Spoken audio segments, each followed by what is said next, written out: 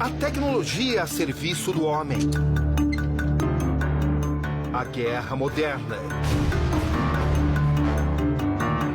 Ações orquestradas do outro lado do mundo.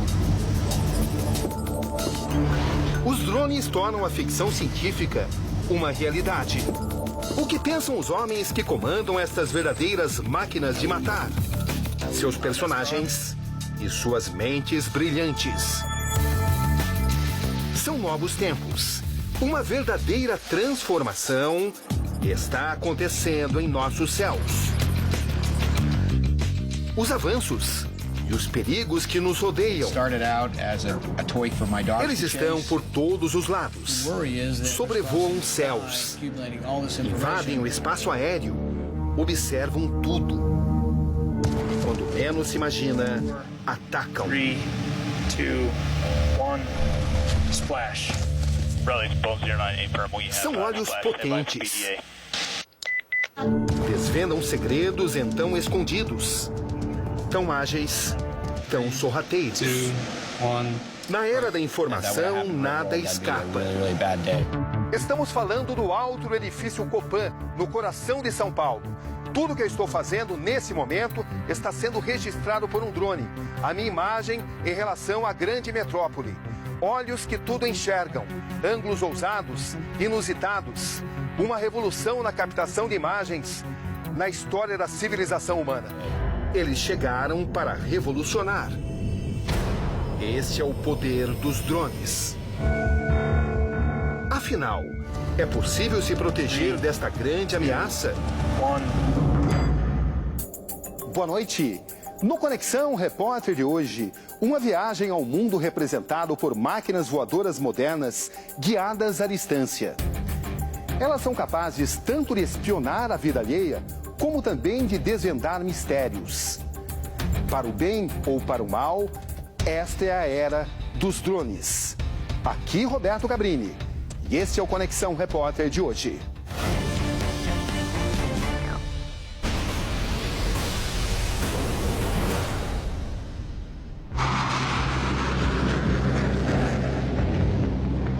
A união do homem e a máquina. Os Estados Unidos têm mais de 2.300 aviões de guerra tripulados. E pilotos considerados heróis. Matt McDonough é um deles. Ele diz que os melhores pilotos de guerra são os que tomam decisões rápidas. Agora esse cenário está mudando. Aviões tripulados são trocados por drones. Estamos em uma era onde a ficção vai mesmo dominar a realidade. O cinema mostrou que é possível sim máquinas voarem e, por que não, matarem. Os drones são como robôs capazes de voar. Possuem sensores visuais, sistemas de navegação e muitas vezes poderosas armas. Eles têm vários formatos, diferentes tamanhos e nomes. Para a Força Aérea Americana, os drones são aeronaves de controle remoto. Mas há também aqueles que os chamam de veículos aéreos não tripulados.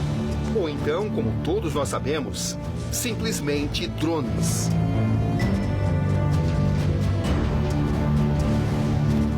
Pentágono, sede do Departamento de Defesa dos Estados Unidos. Aqui estão mais de 10.000 drones, usados geralmente para espionagem, mas também para matar. Esse modelo é pequeno o bastante para caber numa mochila de um soldado. Ele é um dos mais usados do mundo. Esse aqui é chamado de Sentinela Escondida. Foi decisivo na caça ao líder da Al-Qaeda, Osama Bin Laden, o predador assassino. Tem ainda o temido Falcão Global, que tem autonomia para fazer...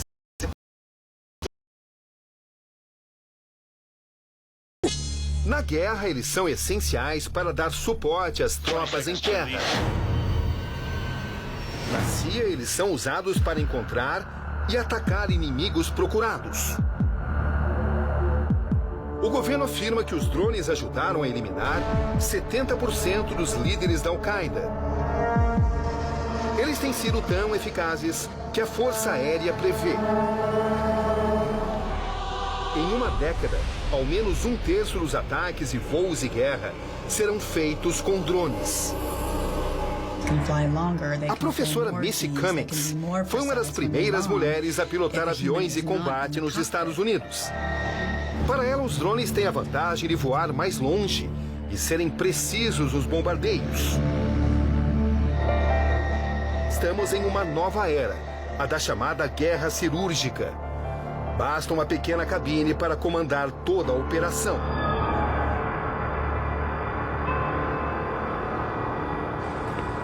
A base aérea de Holloman, no sul do estado do Novo México, é a maior base aérea de treinamento para operadores de aeronaves de controle remoto. Chad é o capitão da Força Aérea Americana. Por razões de segurança, os sobrenomes não serão revelados. Eles temem ser identificados pelos inimigos. Há 3 anos, o capitão Chad controla aeronaves.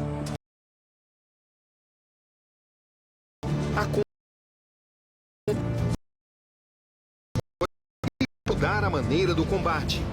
E isto é apenas o começo do que está.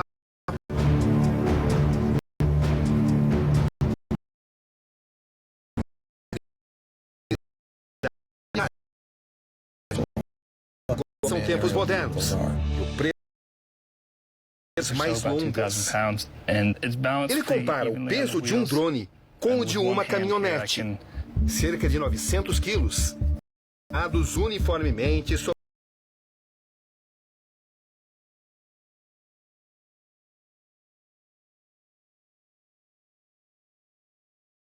o drone. Quanto ao consumo de combustível, seu motor gasta cerca de 300 vezes menos que um jato. Autonomia ou por ser superior a 24 horas. Um tipo de combate tem autonomia por 6 horas sem reabastecer. A concepção das asas determina um voo veloz e suas manobras no ar. O predador leva vantagem ao voar a uma altitude de 8 quilômetros, geralmente em um espaço aéreo livre. Suas longas asas maximizam a sustentação. Uma nave de controle remoto é muito mais leve e mais simples do que um avião tripulado. E no caso de contra-ataque, a vida do piloto é preservada. Num avião de combate, o equipamento de apoio do piloto e o sistema de ejeção sozinhos pesam o mesmo que o predador. No lugar da cabine, há um sistema de controle de satélite. Para o capitão, é como o cérebro do sistema. Ele dá a habilidade para comunicar, controlar, manter a conexão com a aeronave e navegá-la. O sensor do predador leva luzes diurnas e câmeras infravermelho. Chad afirma que é fácil identificar pessoas a uma distância de 8, 9 quilômetros e meio. O sensor também direciona os 2 mísseis do predador. O capitão mostra onde o laser é ligado. A mira atinge o solo. E então, quando o míssil é acionado, o sistema se encarrega do ataque. Um equipamento de alta precisão destinado a atacar. Durante as missões, os pilotos remotos operam em pequenos trailers. Eles controlam o predador via satélite de qualquer parte do planeta, praticamente no anonimato. O capitão destaca que o lugar é apertado. É como um container usado no transporte de produtos. Desde 2001, milhares de pessoas já foram mortas, a partir de um simples apertar de botão. Nesse vídeo gravado no Iraque, o piloto identifica 2 rebeldes acionando bombas na direção de uma base aérea aliada. Seus olhos veem tudo. Então, hora de atirar. A regra dos pilotos é apoiar tropas no chão e logo partir na tentativa de evitar baixas. Com tantos riscos, pilotos como o Capitão Chad precisam de treinos permanentes. Hoje ele vai voar com o modelo Ceifador, a 80 quilômetros da base, no deserto do Novo México. Na simulação, a missão é a de caçar rebeldes numa aldeia. É preciso que tudo esteja bem próximo da realidade. 2 soldados vão se passar de rebeldes. Um terceiro vai se comunicar com o operador da base. Começa a operação. O drone levanta voo. Ele segue a quase 8 quilômetros de altura. É praticamente impossível para os supostos inimigos identificar a presença dele. If they're at 25,000 feet, which they generally work, we're not going to be able to see them at all. A viagem até a falsa aldeia leva cerca de meia hora.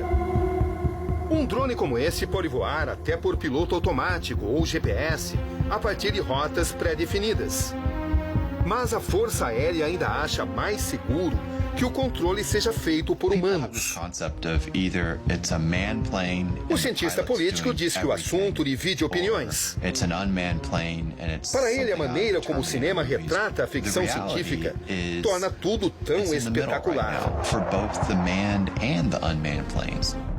Na vida real, enquanto Chad pilota o ceifador, Jay, seu assistente, controla as câmeras e o laser. No chão, os rebeldes entram na vila. Eles são observados do alto. O soldado em terra mantém Chad informado. Chad registra a existência de 2 grupos circulando pela aldeia. O soldado envia informações e dá as próximas coordenadas. Surge um homem vestido de preto. Ele passa a ser vigiado.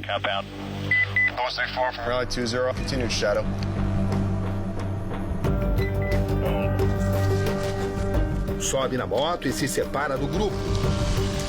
Em algumas situações, a decisão de matar vem de um oficial da inteligência, o comandante da operação ou até mesmo o piloto.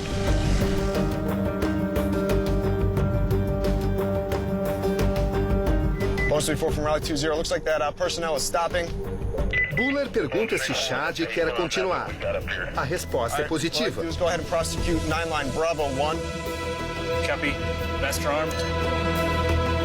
O operador do sensor prepara a mira. 10 segundos para o lançamento. Ele pergunta se está tudo pronto. Começa a contagem regressiva. 25 segundos. É o tempo para o alvo ser atingido. O drone usa mísseis controlados a laser.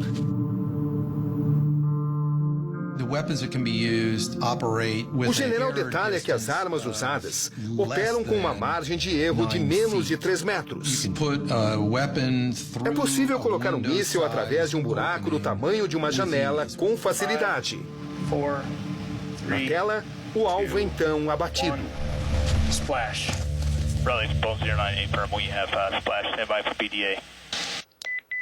A equipe comemora o resultado da operação.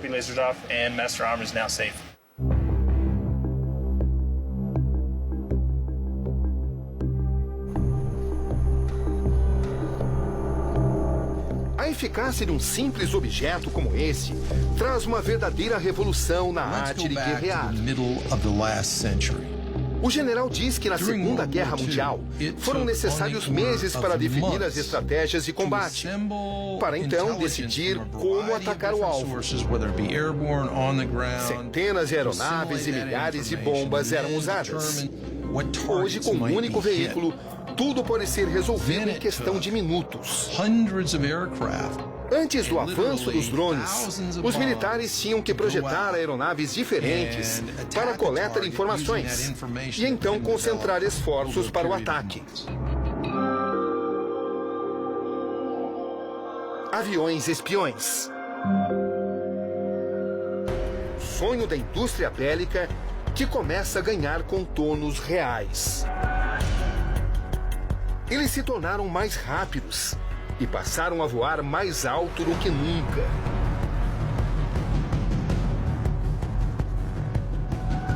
Esse piloto esteve no comando de uma das aeronaves mais modernas já usadas em combate. O SR-71 atingia 3 vezes a velocidade do som. Chegava a uma altitude de até 26 quilômetros.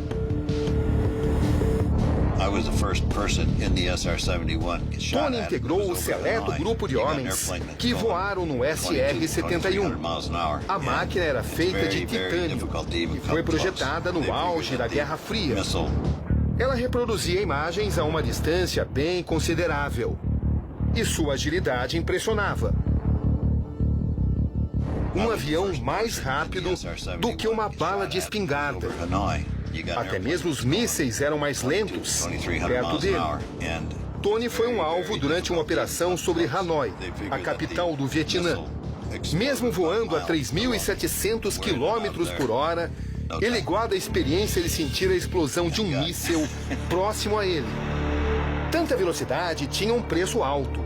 O SR-71 precisava ser reabastecido a cada 2 horas.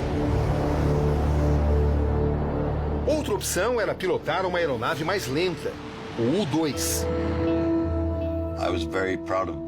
Tony é um dos 12 pilotos que o comandaram. Ele se sente orgulhoso por guardar essa conquista. 60 anos depois de seu lançamento, o U-2 ainda se mantém em operação. É o cansaço do piloto que limita o voo em 12 horas. McDonough conta que para comandá-lo é preciso vestir uma roupa especial para suportar a alta altitude. Mas esta não é a única dificuldade. Há também o risco de perda de vidas humanas. Um caso a ser lembrado. 1960. O avião de Francis, amigo de Tony, é derrubado enquanto sobrevoava a União Soviética. A imprensa russa aproveita o episódio para provocar os americanos. As manchetes sobre Francis dizem que ele estava num voo meteorológico. Mas as evidências mostram que não. Os russos reagem e denunciam os americanos por uma suposta espionagem. Francis sobrevive, mas se torna prisioneiro em solo russo por mais de 2 anos. O episódio reforça a necessidade de aviões espiões não tripulados e marca o início da era dos drones. A direção era pelo rádio de um avião, acompanhado depois de ganhar altitude. Na Segunda Guerra Mundial, um avanço importante. Alguns aviões em altitude já podiam ser controlados por sinais de rádio depois do piloto saltar. Uma grande novidade, mas ainda limitada por sistemas primitivos de piloto automático e navegação. Nessa época, o GPS ainda era apenas um sonho a ser conquistado. Nas décadas de 60 e 70, acidentes com drones eram comuns. A média era de uma colisão a cada 20 horas de voo nesse modelo, o mais avançado da época. O cientista político Peter Singer afirma que esse equipamento sobrevoava os campos de batalha e transmitia as informações do local. Mas ainda era preciso muito mais para se chegar à modernidade dos dias de hoje. Abe Karen, o pai do Predador, guarda um dos 2 modelos que construiu entre os anos de 1980 e 83. No primeiro protótipo, chamado de Albatross, Abe colocou o motor e a hélice na parte de trás, para não interferirem nos sensores frontais. A cauda invertida pode ser notada também no projeto.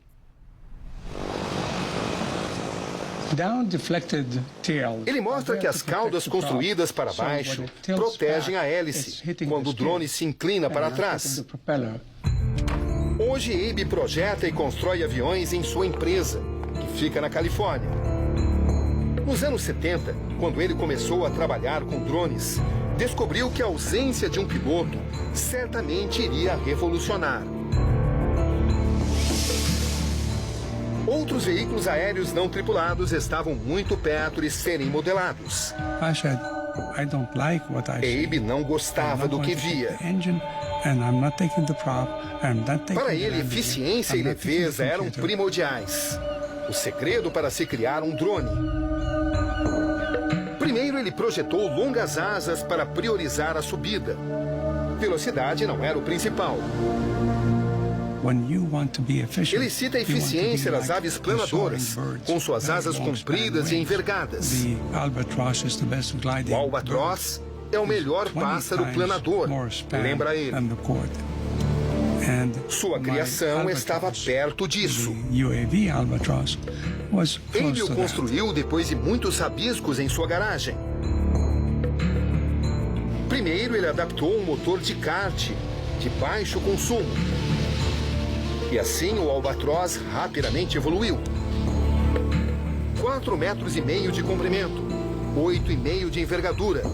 Uma máquina com autonomia para 38 horas. Karen contou com o dinheiro de uma agência especializada em defesa.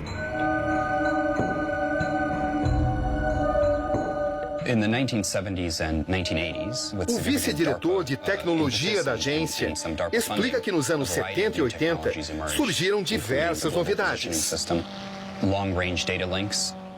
Avanços como o sistema de posicionamento global, conexões e informações de longo alcance, comunicações por satélite e controles de voo digitais.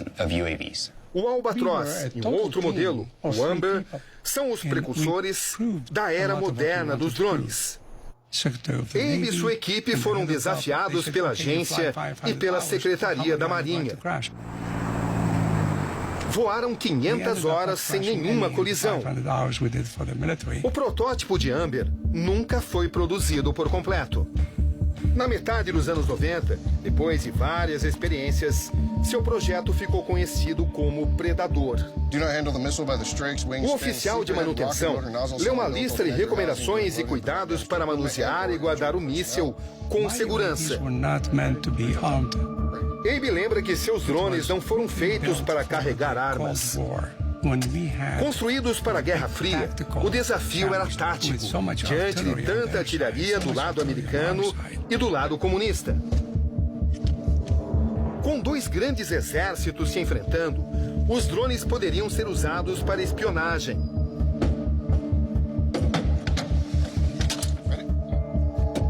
Mas uma data que o mundo nunca irá esquecer mudou tudo.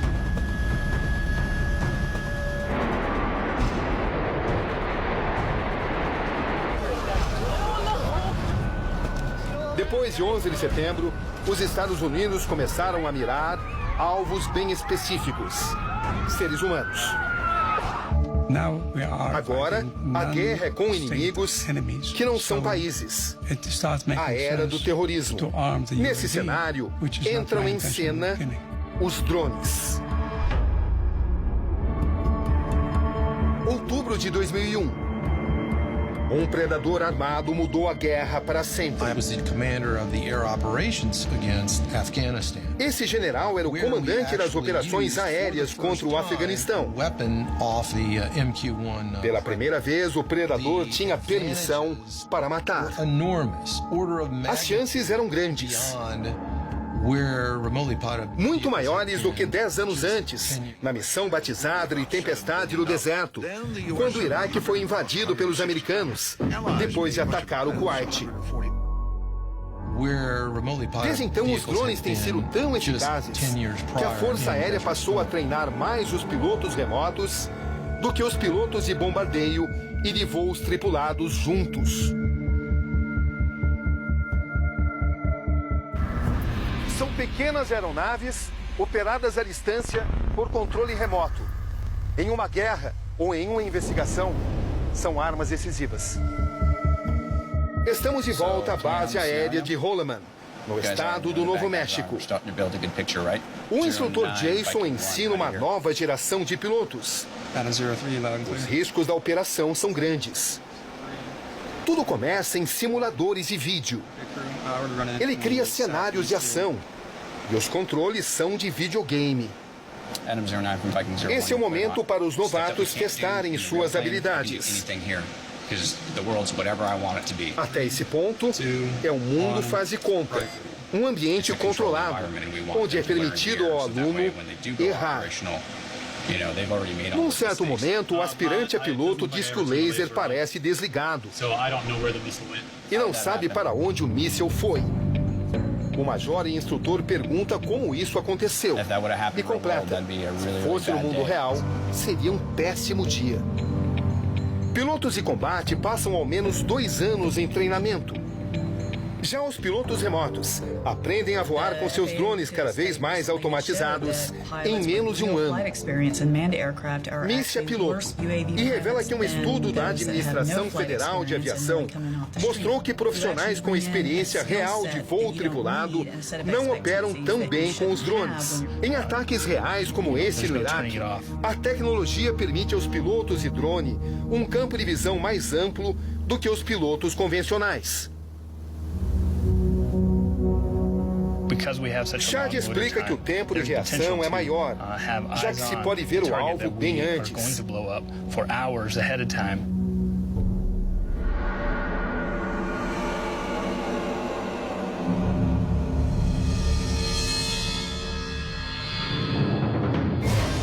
Depois do ataque, eles dão voltas por horas para conferir o resultado.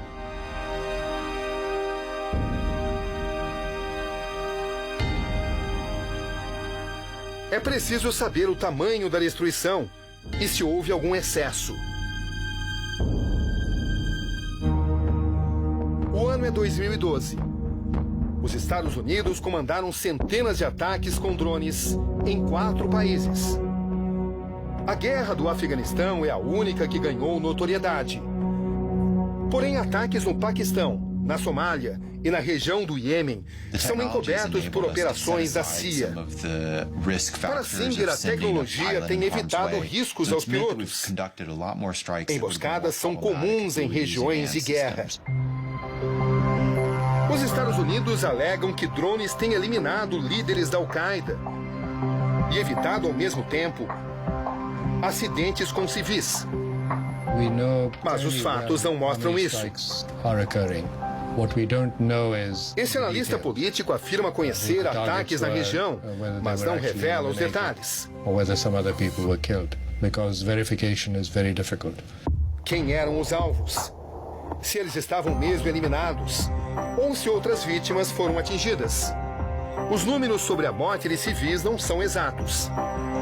Mas alguns críticos afirmam que as vítimas correspondem a nas áreas de guerra com drones. São dados que colocam os Estados Unidos em xeque por supostamente violar leis internacionais. Depois de mais de 10 anos de ataques, os Estados Unidos oficialmente reconheceram o uso de drones no ataque a membros da Al-Qaeda em abril de 2012. O assessor da presidência, John Brennan, discursou e enfrentou uma forte reação. Esta manifestante pergunta sobre as centenas de pessoas inocentes e questiona as mortes em regiões pouco noticiadas. Ela exige um pedido de desculpas.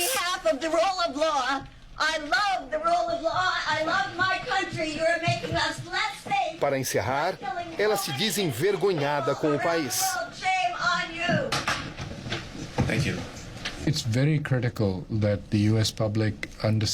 Para o analista Nalbas, é muito importante que o público americano entenda o que está acontecendo.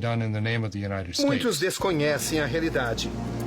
A tecnologia dos drones permite aos Estados Unidos atacar virtualmente qualquer um, em qualquer lugar e com extrema facilidade. Singer admite que há uma profunda controvérsia em torno desses ataques no Paquistão, no Iêmen ou na Somália. O analista completa: apesar de ser um drone, há uma invasão. Não há o que se discutir. Para Singer, é difícil chamar os ataques comandados por drones de guerra. Ao se pensar, de fato, a lembrança que nos vem à mente é daquela que marcou as gerações anteriores. O que muda é a maneira como isso acontece. Essas pequenas máquinas voadoras são os grandes espiões do século XXI. As perseguições policiais podem ser divididas em duas etapas, uma antes e outra depois dos drones. Mesmo tão modernos e revolucionários, os drones também têm suas limitações. Podem atacar com precisão, mas seus sensores visuais ainda estão longe do ideal. E isso pode levar pilotos a cometerem erros. Chad explica que não é possível os pilotos olharem em volta e verem o que está acontecendo. Na busca por um detalhe, a visão se estreita muito e fica mais difícil identificar o cenário. O general explica que os pequenos sensores individuais poderiam ver apenas uma área muito pequena na Terra, mesmo a 6 quilômetros de altitude. Chad concorda.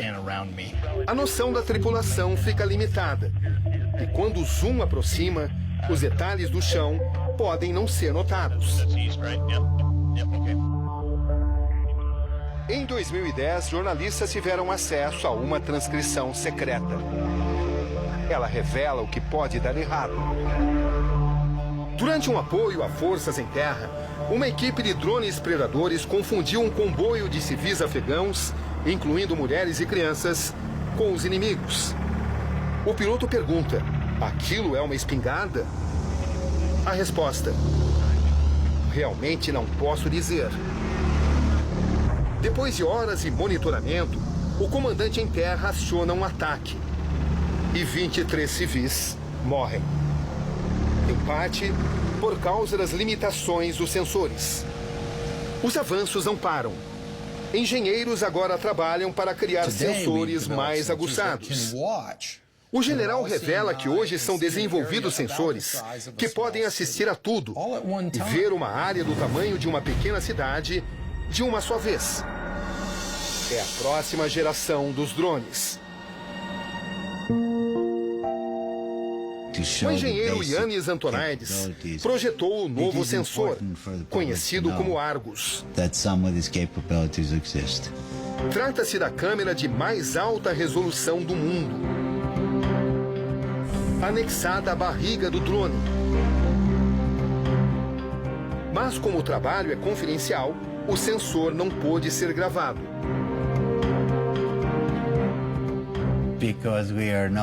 O engenheiro alega que não está autorizado a expor algumas peças. O Argus tem um poder de fogo equivalente a 100 predadores no alto. Vigiando uma área do tamanho de uma cidade de porte médio.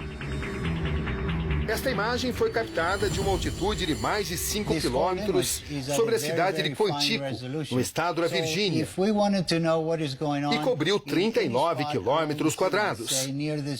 Simplesmente tocando a tela, o engenheiro abre uma janela mostrando a área detalhada, enquanto mantém a imagem ao fundo. Ele explica que todo objeto que se move é rastreado automaticamente. É possível ver pedestres atravessando a rua, andando nos estacionamentos. A resolução é suficiente para ver pessoas balançando os braços e até as roupas que usam. De uma altitude de 5 quilômetros, percebemos um ponto branco voar. É um pássaro, diz o engenheiro. O sensor Argus transmite ao vivo e também armazena tudo. São mais de 5.000 horas de captação em alta definição por dia. Você pode ver o que aconteceu exatamente nesse ponto há 3 dias, 2 horas e 4 minutos. O passado transmitido como se fosse ao vivo, diz ele.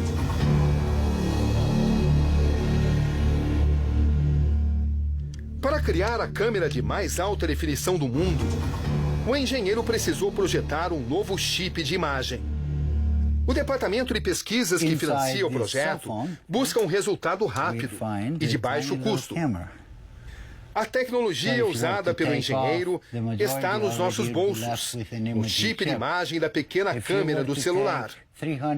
Antoniades reuniu 368 peças como essa e fez um grande mosaico, o Argus.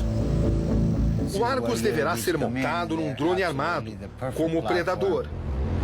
Poderá ser usado ainda numa plataforma de longo alcance, como o gigante global Rock. Ou no projeto chamado Águia Solar, que deverá algum dia estar lá em cima e permanecer por anos. Para Missy Cummings, a Força Aérea Americana tem agora a capacidade de arquivar todo o vídeo que chegar de cada drone. O futuro é uma sociedade eletrônica onde nossos movimentos serão rastreados. Enquanto tecnologias como Argus expandem o poder de rastreamento dos drones, por outro lado, eles ficam mais vulneráveis. Os maiores drones da Força Aérea ainda sofrem mais acidentes do que aviões tripulados. A chance desse drone de 100 milhões de dólares bater é 3 vezes maior do que a do U-2. Mesmo sem um piloto em risco, a queda de um drone pode se tornar um problema. 2011. Um drone espião americano chamado Sentinela é perdido no Irã. Depois de um problema com a aeronave, ela caiu em mãos inimigas. Os iranianos alegaram que eles hackearam o controle do sistema dos drones.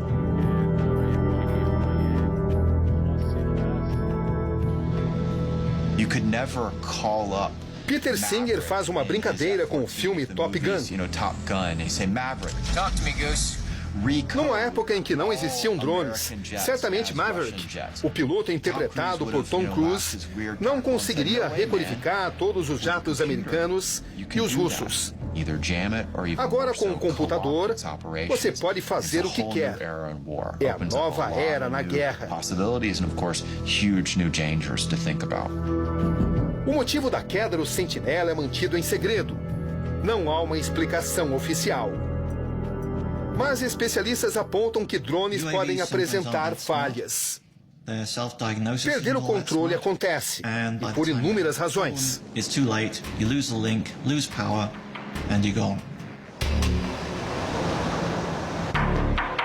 Aqui, quando o piloto Chad faz um movimento brusco, simplesmente o sinal do satélite se perde. A imagem congela e ele momentaneamente voa às cegas. Ele rapidamente nivela o veículo e restaura a conexão. I was turning aggressively and it had trouble keeping up the satellite link. Para o general, esta comunicação não é totalmente segura, mas ainda é melhor do que manter um humano na cabine do piloto. Se a velocidade do ar aumenta, isso pode comprometer a estabilidade da aeronave. É o momento de agir. É o que provavelmente aconteceu com o Sentinela, quando foi tomado pelo inimigo. Novas pesquisas estão em andamento. O desafio é fazer um drone capaz de operar por si só, sem conexões, e até mesmo tomar decisões. O drone inteligente.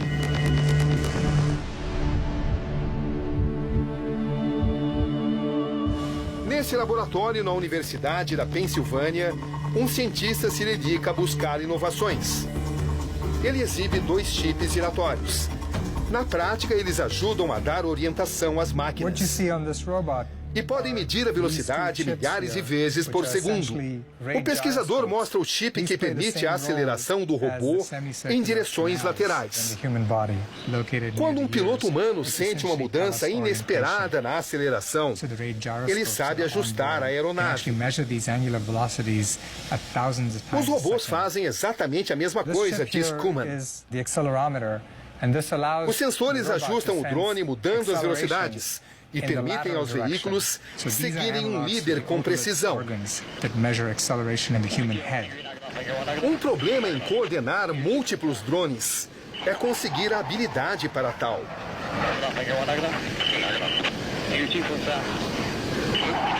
O robô precisa determinar onde os vizinhos estão e descobrir qual a posição deles.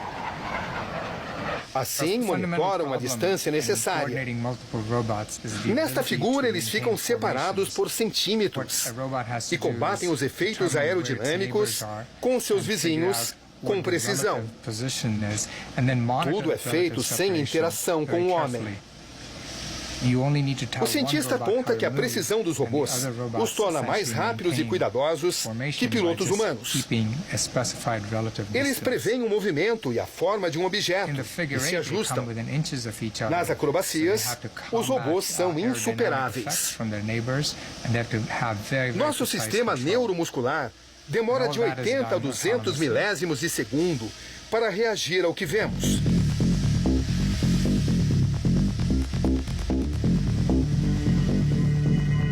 Os robôs também levam vantagem aí. Fazem esses cálculos em frações. Os atrasos são da ordem de 1 milésimo de segundo, ou talvez até menos.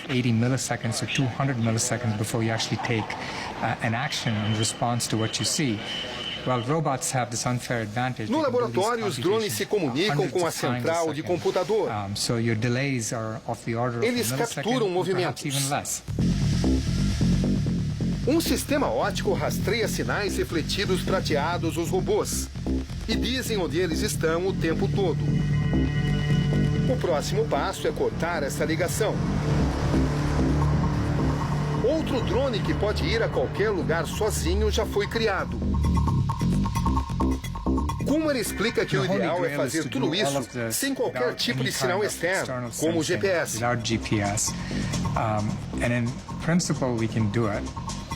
Esse drone carrega um visor de alcance a laser que determina a distância dos obstáculos.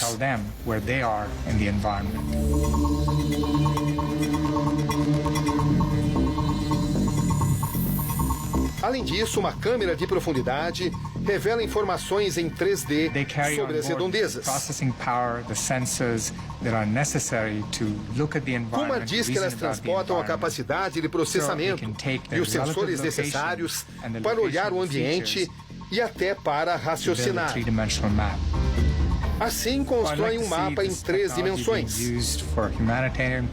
O engenheiro quer ver essa tecnologia usada para causas humanitárias. E dá o exemplo de uma chamada de emergência de um prédio. Poderão invadir o local em 1 minuto e descobrir quem está em cada cômodo para então comunicar os bombeiros do lado de fora. E acrescenta, qualquer tecnologia nova poderá ser usada para fins além de sua criação.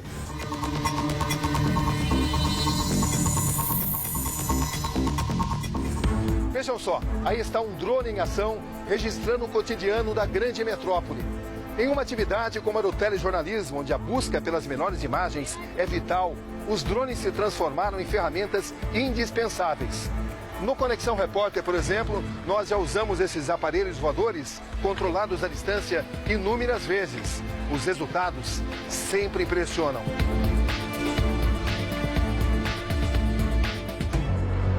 Um hotel histórico.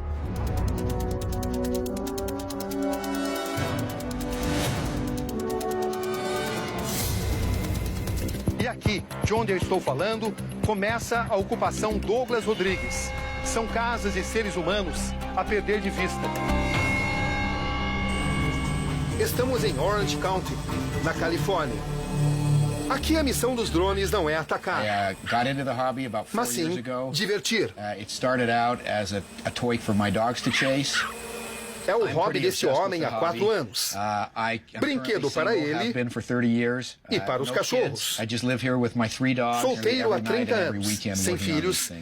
Ele passa quase toda a noite, todo fim de semana, trabalhando nos drones. Corey é um exemplo das dezenas e milhares de pessoas que usam os drones como passatempo nos Estados Unidos. Ele mostra um drone quadrotor. São 4 hélices. Assim como o Predador, o drone de Corey possui um piloto automático programável que usa GPS para navegar. Ele pode escolher localidades, altitude e velocidade, para então o equipamento voar sozinho. Mas drones pequenos e grandes são cada vez mais usados domesticamente para outros fins. A patrulha da fronteira persegue imigrantes ilegais com os predadores. Os departamentos de polícia usam pequenos drones para investigar. Pensilvânia. Steve conta que não se considera ativista de direitos dos animais, mas sim investigador. Os alvos dele são caçadores de pombos. O helicóptero registra o que está acontecendo. Steve conta que depois de alguns tiros, começou a perder altitude. Depois, outro tiro derrubou de vez. Os atiradores começam a rir e aplaudir, mas eles não sabiam. Havia outros drones reservas para perturbá-los. Esse incidente foi o primeiro que aconteceu com um drone doméstico, mas pode não ser o último. A popularização dos drones levanta outra questão: a privacidade. É o que você acompanha a seguir, aqui no Conexão Repórter.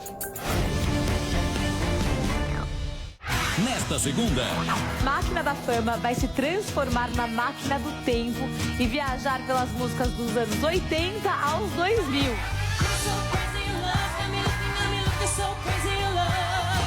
E o maior caça-talento da TV brasileira, Raul Gil, vem homenagear um de